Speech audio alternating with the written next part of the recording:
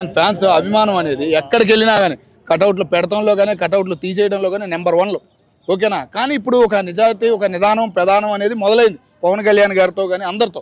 కాబట్టి పవన్ కళ్యాణ్ ఫ్యాన్స్ కూడా నిరూపించుకోవాలి మన పవన్ కళ్యాణ్ గారు ఎంత నిదానంగా ఉంటున్నారో మనం కూడా అంతే నిదానంగా ఉండాలి.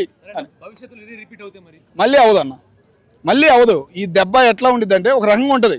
మనం కామ్గా ఉన్నాం అనుకోండి వాళ్ళకి నొప్పి తెలిసిద్ది. అరే వాళ్ళు మనకు విలువ ఇచ్చారు. సినీ ఫీల్డ్ పెద్దలు కూడా ఆలోచిస్తారు.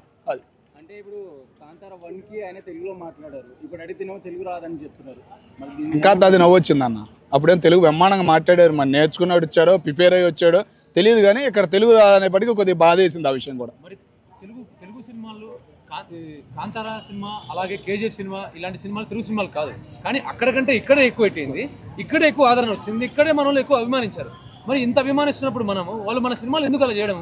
అన్న డైరెక్టర్లలో కూడా మన వాళ్ళు బాగా వీక్ అయ్యారు. అది పెద్ద మైనస్.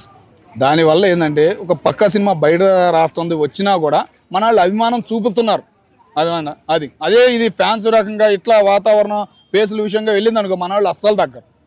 సరేనా, ఇప్పుడు మనకి కన్నడ రాదు, అది మాట్లాడకపోతే తప్పని చెప్పేసి అంటారు వాళ్ళు. మరి ఎంతవరకు కరెక్ట్ అంటారు? మన సినిమాలు చూడకపోతే కూడా తప్పని అనొచ్చు కదా. మరి మన తెలుగు భాష అనేది ప్రపంచం మొత్తం ఉండాలి ఓకేనా. తెలుగు రానోడు ఎదవా అనేది ఎన్నో పాఠాల్లో మనం చూసాం. వాళ్ళు ఎదవలుగా ఫీల్ అవ్వాలి. ఇప్పుడు మనం ఎటువంటి అల్లర్లు చేయకుండా ఉంటే రేపు కటౌట్ల దగ్గర కానీ ఏదైనా ఏంటంటే కింద బాల జూనియర్ ఎన్టీఆర్ ఫోటో పెడతారు, మళ్ళీ అది ఏదో రకంగా వెళ్ళిపోయేటట్టు చేస్తారు రాజకీయాలు.